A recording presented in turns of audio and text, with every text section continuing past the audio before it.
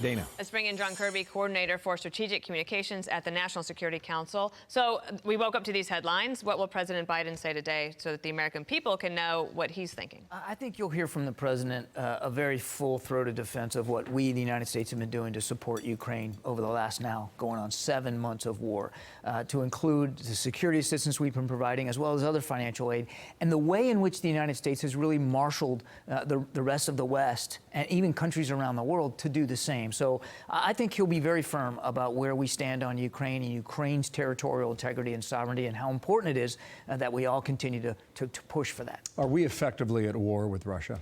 No, we are not. No, not at all.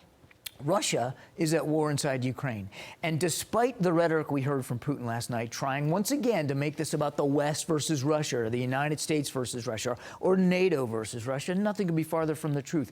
Ukraine was invaded illegally in an unprovoked way. They are fighting to defend their country. But you could argue that the weapons that we have provided lately, these HIMARS rockets, which are high mobility rockets, they travel 50 miles in the air.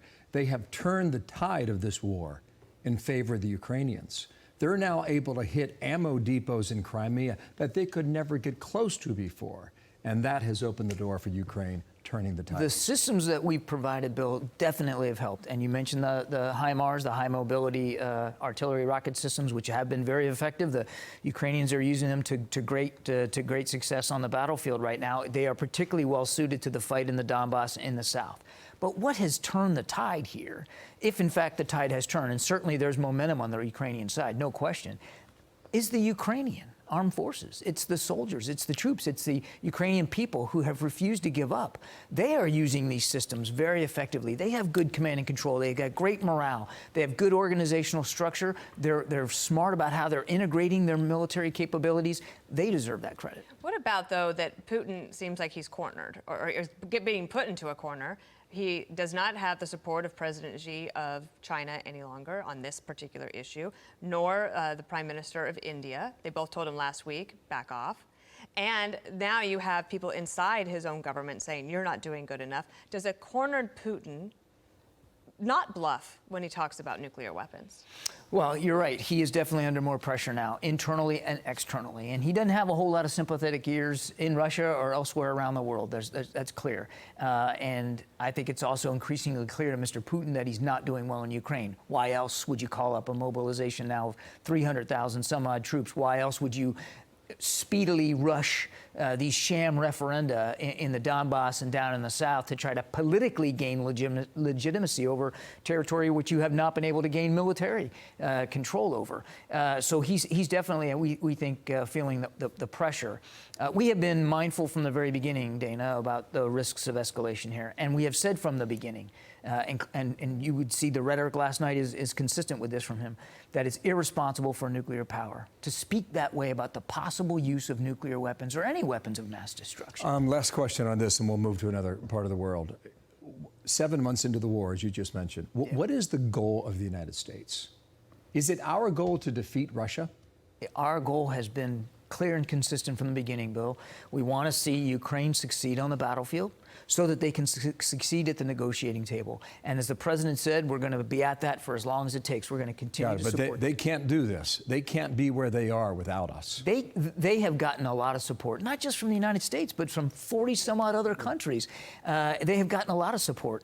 And those same countries, including President Biden and the United States, have committed to continue to help them for as long as it takes. They know that, and they're very appreciative for the support they're getting from outside Ukraine. They know how critical it has been, but honestly, I think we can't forget the skill, the bravery, the capability that they are bringing to their own defense right now. Let's talk about Taiwan. So on 60 Minutes, President Biden said we would defend. Then Jake Sullivan, your boss, National Security Advisor, he said this yesterday. Let's take a look.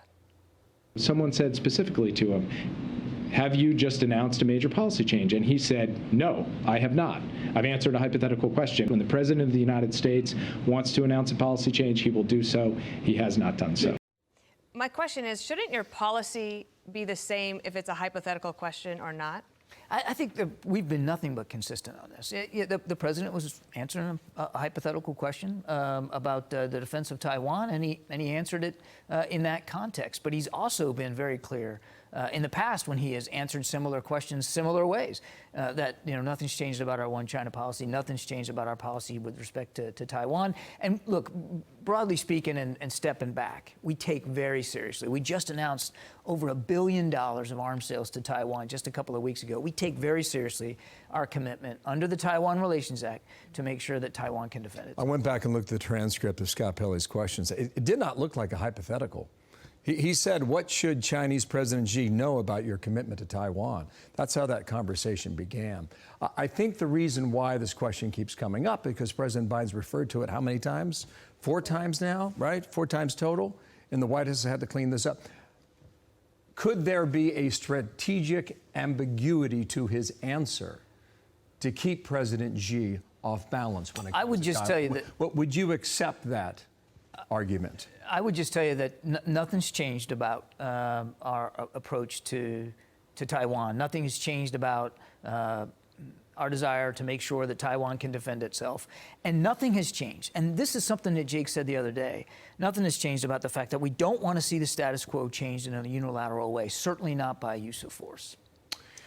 Thank you, sir. I could talk to you for another half hour, but I'm going to have to let you go so you can get to the president's speech. Thank you for coming. John, thanks for coming by. Good to Okay, have we'll see you. that 1 hour from now at the president's speech here Yes, in sir. New York. Thank you very Thank you much. so much. Thank you.